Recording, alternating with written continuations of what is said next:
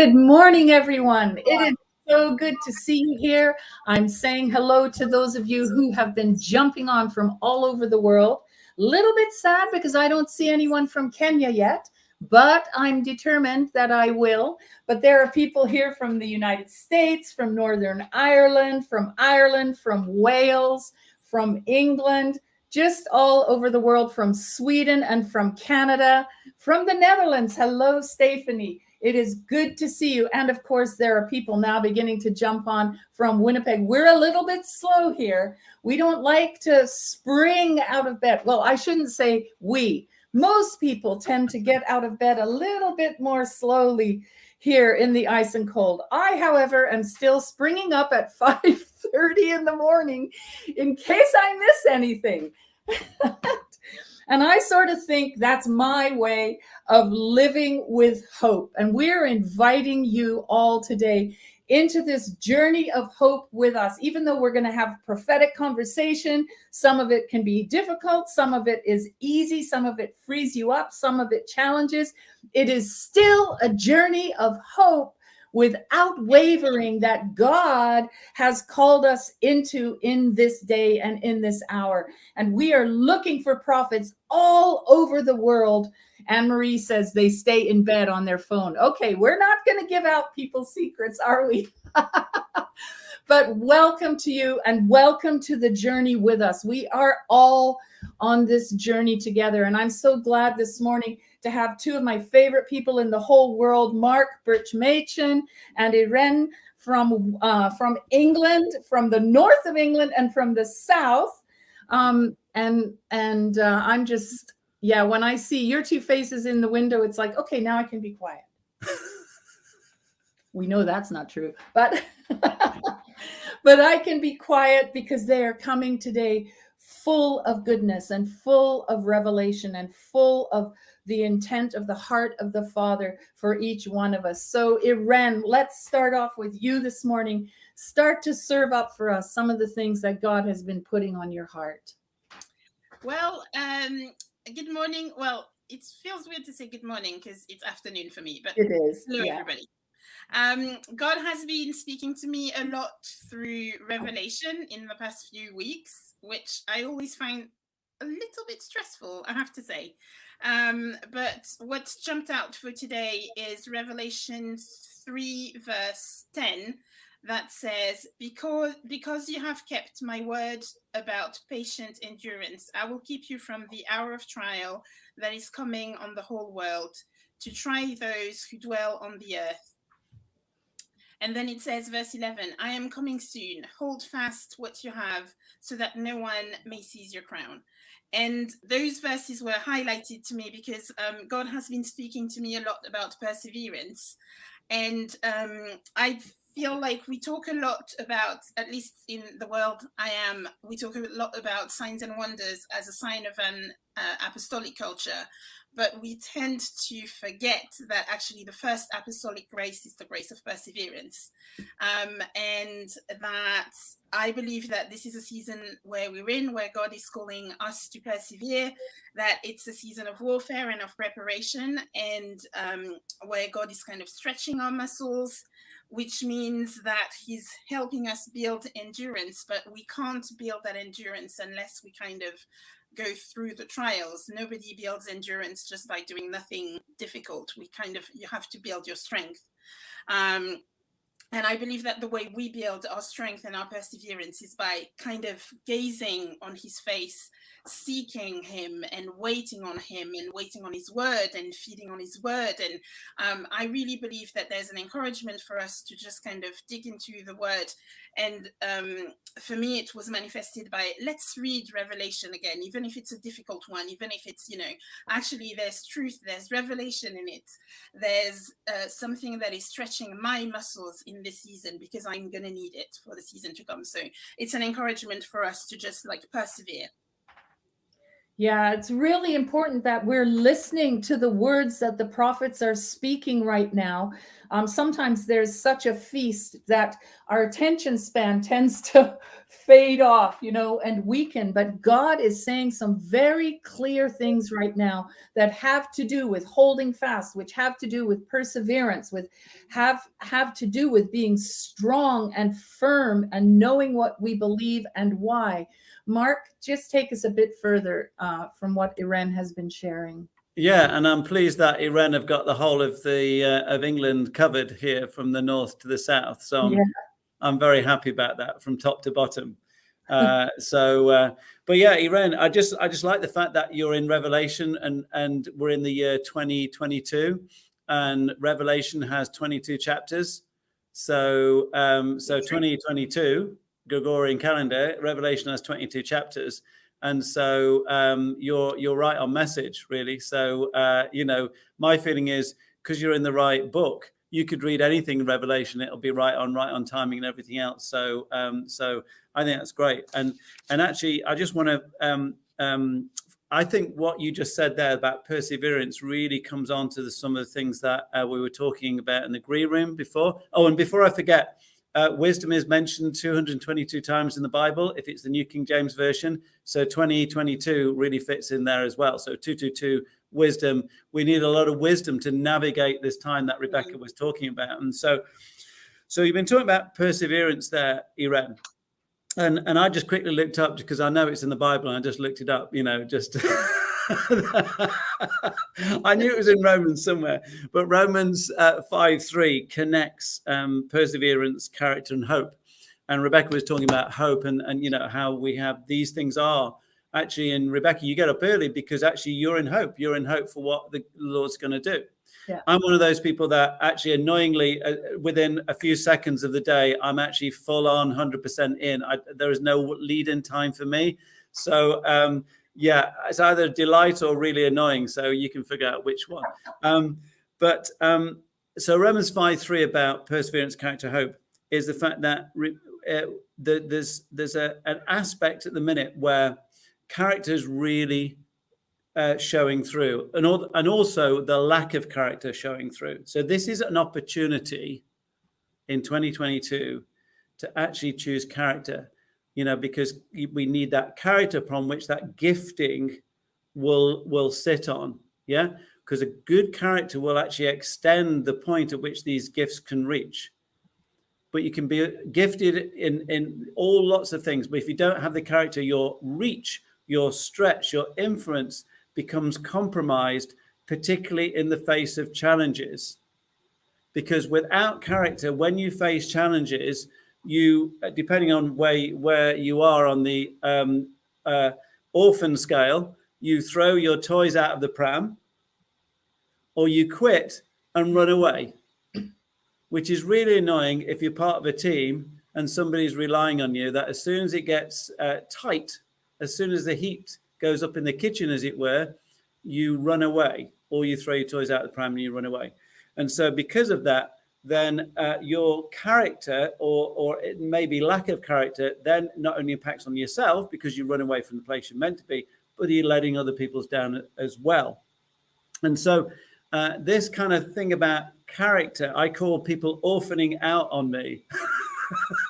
Because there is an element at the minute, and we can touch on offense a little bit down the line, but I just did some teaching for Rebecca's network on Invictus on offense, and Erin on Tuesday, tune into that, talked about offense. And actually taking offense is what happens when our character is threatened. Because if we're secure in ourselves, we begin to talk less about me, I, self, and we're content with the bigger picture and others flourishing. When our character is, as it were, under threat, then we begin to think about ourselves, and then we are more easily offended. So if you're, as it were, let's say, prophets, apostles on this call today. Prophets, we need good character, but also apostles need good character. Apostles and prophets working together. And so I think apostles in particular, their identity, their character is being challenged at the minute because of their emerging out of COVID. Not really sure what's going on. And because of that, there's a tendency, and this is kind of a little bit of a warning if you're an apostle, tendency to stop stamp collecting. All right? Stop stamp collecting people to join your network, to join your movement, because actually what you're seeing is their gifting rather than their heart. All right? So the emphasis should be on heart alignment, rather not on gift alignment, where you're seeing someone for the gifts that they have, and you're looking at them thinking that could serve my network, my influence. And because of that, that then becomes all about self. And then we get into this whole thing about, character and everything else, is the fact that character is actually born out of dwelling in love with Jesus, in his love. And then we're more concerned about seeing others flourish rather than our own empires being built. Anyway, I've talked long enough there, so I'll hand back. No, this is such an important thing to be talking about, not just in the whole apostolic world, but actually in the whole of Christendom.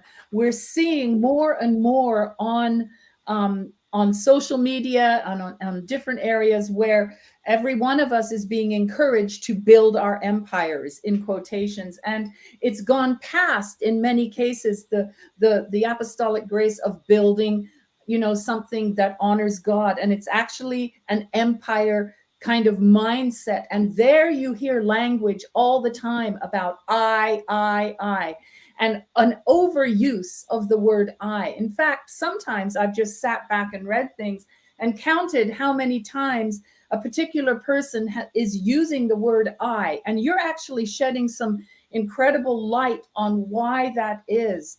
Irene, do you want to jump in there?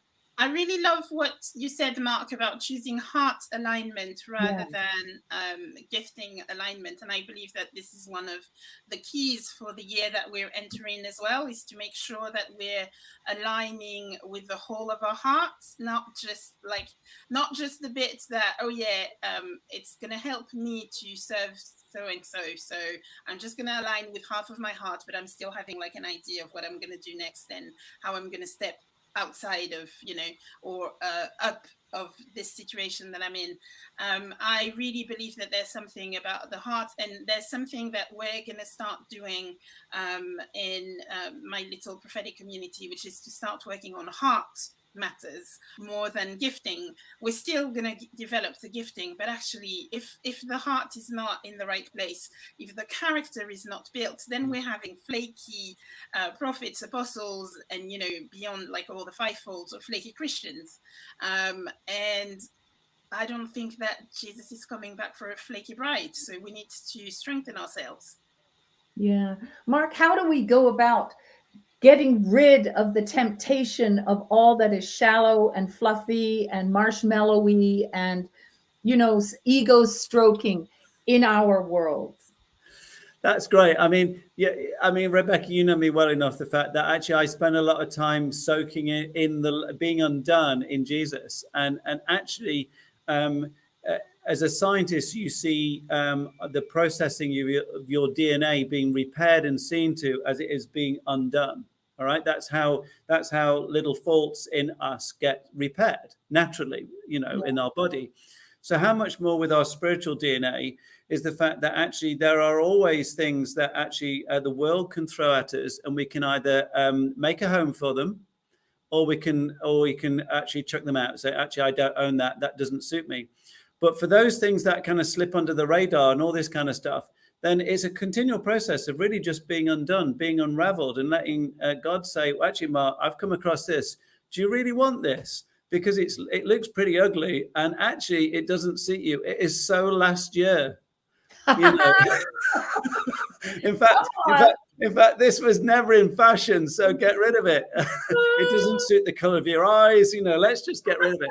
And so, so it's almost on a daily basis that we can keep that process going. And then, every day has its opportunities, as Rebecca was saying, opportunities for hope, opportunities for success, to overcome, and then also opportunities to actually resist things and not take things up. Like offense, there's a good one, is the fact that, any one day, I mean, depending on where I am, I have many opportunities to be offended.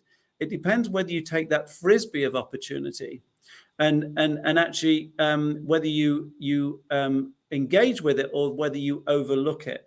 All right, because Proverbs 19 verse 11 says, a person's wisdom yields patience. Okay, we're in the year of wisdom, 222 times in the Bible. It is to one's glory to overlook an offense. So prophetically, we're very good at seeing stuff. All right, so you can see offense, right? I've seen it. What do I do with it? Do I overlook it or do I focus on it? And then because of my lack of character, do I then begin to respond to it with offense because actually myself has been assaulted, and then automatically I find myself within the boxing ring of offense? I was never in that ring to begin with, but now because of the way I've acted, because of the lack of character, I find myself now in this boxing ring of offense where the only thing I can react with is offense, which then starts a whole cascade and everything else. And, so from that point of view, it's kind of keeping those accounts short, finding out where, letting God repair us. And then from that place of actually being secure in him and our identity in him, therefore our identity is safe. Therefore, I can't be threatened by offense. Therefore, then that doesn't put me in the boxing ring of offense. And then actually that allows me to be generous, outgoing, expanded, which is all that we want to be in our daily lives. That's right. We are trying to deal with everything that contains us. And this business of offense actually is a real revelation of where we stand. If you were to draw a chart, orphan, not orphaned, that the business of offense actually just shows you exactly where you are on that journey. And yes, we all fall into it, but not all of us have such difficulty with it that we get trapped in it, and I think what God is trying to do is to show us the areas in our lives where we are trapped and where we are contained, because God wants us out. He wants us out. He wants us in an arena that is expansive, where there are no hindrances and where he is the only hindrance to everyone. We're supposed to trip over his goodness, his love, his words, Yes. Those things. They're supposed to bring change. Irene, you talked a little bit about how joy expands you and how offense, contains you. Can you talk a bit more about that this morning? Because I think it's important. For me, one of the things that has been really important is learning and understanding that I can always get hurt, but then offense is a choice.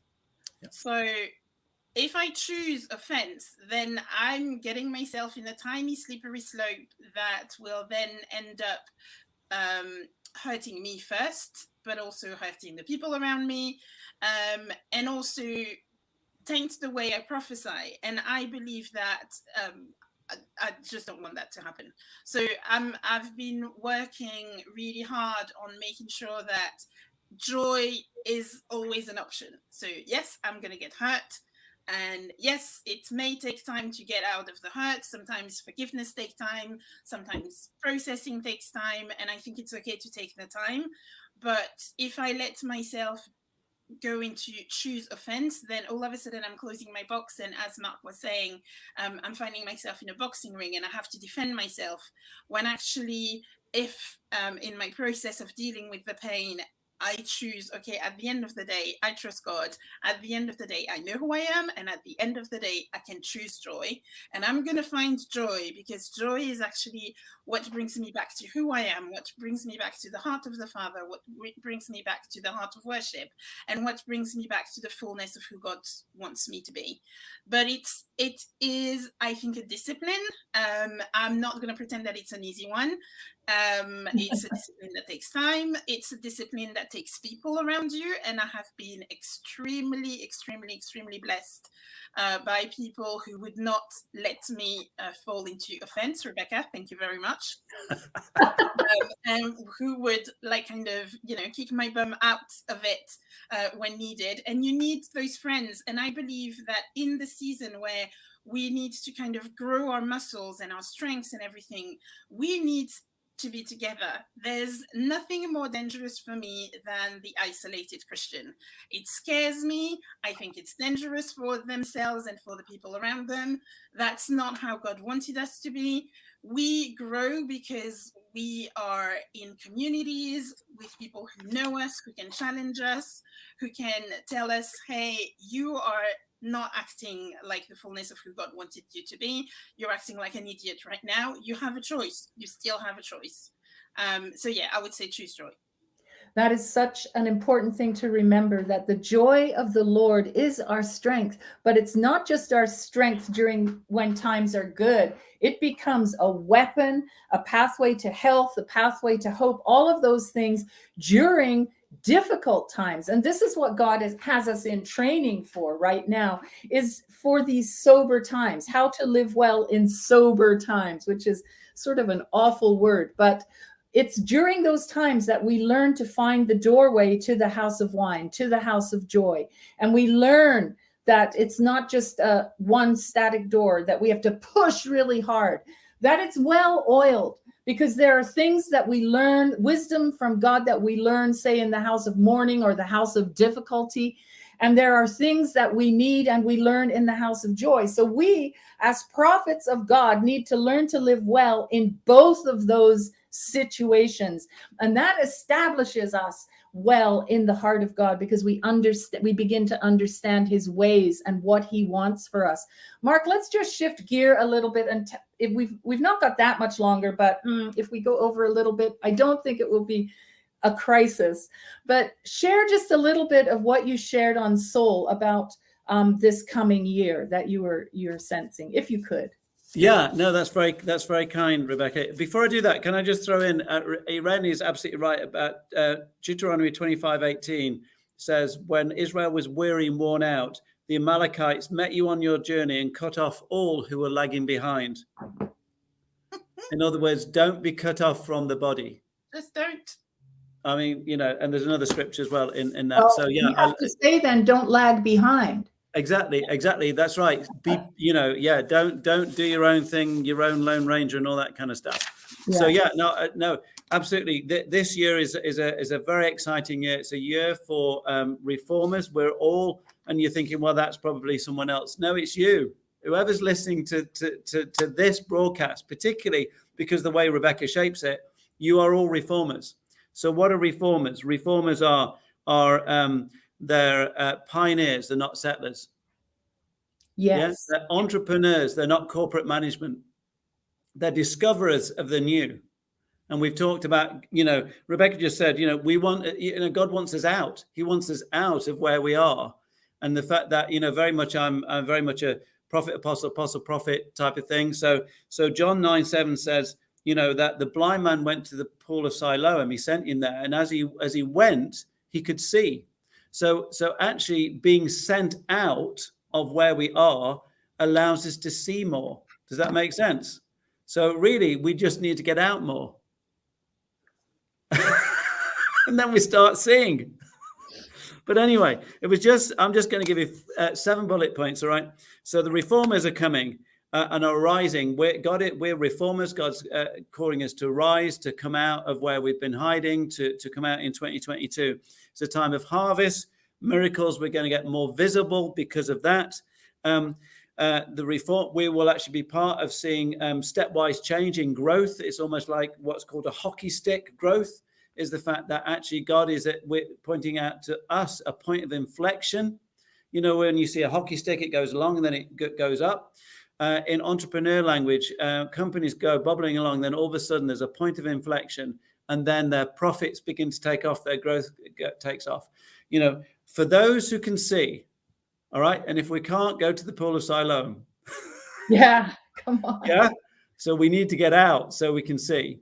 There is a point of inflection coming in your church, your business, where you're placed, society, politics, everything else, where there's a point of inflection and you begin to take off in 2022. We're meant to value that process.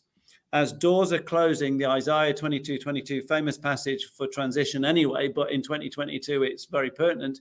Value the journey between the doors, those that are closing and those that are opening. Yeah. and stare ahead at those open doors. Otherwise, you walk. If you're looking back at the closed ones, you get a bruised nose. All right, let's not walk into stuff. Revelation is the catalyst of reformation. If we're going to be reformers, that revelation, Irene, that you were talking about, 22 chapters, it is the catalyst of reformation. And actually, the things that would threaten that in this year of 2022, the enemy would send fixers along, people that will fix stuff for you, which will be, you'll recognize them by the fact that they'll use I and self quite a lot. Going back to Rebecca's point, I can fix that. I can do that for you. And you hand over your calling, destiny, and purpose to them. And then you wonder why you're not stepping into your calling, destiny, and purpose, because you've handed it over to the fixers. Yeah. All right. And if the enemy can't get you with the fixers, they'll get you with the flatterers, those that deal with flattery. And they will actually cause you to sell out your amazing God-given purpose, destiny, and calling to something which is so low level, it is man achievable. Because that's what you're going for. You're going from God pleasing to man pleasing. You're going from what God can do to what man can do when you listen to people who are flatter you, because they will want you to get you from the place where you are to the place where actually they want you to be, because they can control you. The solution to this is going back to that love place, that total dependency on Jesus, and where it says in the scripture, in the Psalms, that God gives us our next breath. He sustains us. So I won't give the story, but basically the bottom line is keep our head in the mouth of the Lion of Judah. So all we can hear is the ruach of God and the roar of the lion. And that will prevent us from having our head turned, and the pun is intended, to the left or to the right by those who would try and fix and those who would try and flatter, as we are staring ahead with the sound of heaven in our ears to the calling, destiny, and purpose we have in 2022. Wow. Irene, anything to throw in there? It was all so wonderful. And I believe it. I claim that reformer word for myself. One of the things that God said for this year for me as well was all about love, where you finished, Mark, and how we are called to come back to the heart of love, because that's in God's love that we find who we are, and that we find our destiny, and not in anyone else's love, like not flattery, not man-made boxes or whatever. It's all in the heart of God that we need to go. And it's a radical love. It's not fluffy. It's not cute. It's radical, and it changes the world. It changes us first, but it changes the world. And we're on a mission to change the world. So there's no sitting quietly and waiting for things to happen. Like, we're moving on. We are moving on. And you know what? I am so thankful to you guys for being on here today and sharing your wisdom, sharing your insight. And I love the emphasis on revelation and the emphasis on the eyes. This morning I got up and I read about how MAF, which is Mission Aviation Fellowship, for those of you who don't know, in Kenya, the country that I grew up with, they're getting ready to restart or relaunch after the COVID business, their eye clinics, their mobile eye clinics. And so I just felt, oh, wow, this is something you're saying to us today. God just delivers something in a full package and in language that we understand. But God is saying, get ready right now, do the hard work. Pay attention, get yourself discipled, work on your character, because there's coming very shortly an opening of your eyes. And where you've had them where they've become clouded with disease or offense or anything else that we've been talking about, God is getting ready to open your eyes and to show you things that your heart has been longing for, and to show you how to walk forward in this coming year with yourself and him, but also with others round about you. And there is a new path being plowed. There is a new trail being cut through difficulties. And I can see sometimes that the difficulties don't go away, but we learn to cut a new trail when we are willing to pay the price, when we're willing to do the work, when we're willing to change our language so that we don't offend everyone. All of these things work together for good to those that love God. So thank you very much, Mark and Irene, for being here and for sharing so deeply and fully. For those of you who don't know, both Mark and Irene teach at the Invictus Global Academy, the prophetic academy that we have, and it won't be that long, and we'll be advertising for year 2, and we will be doing another intake for year 1. So keep your eyes open onto our website and on social media, and we'll have more about that for you before too long. God bless you all from all over the world, and we hope to see you soon on Tuesday. God bless you. Bye-bye.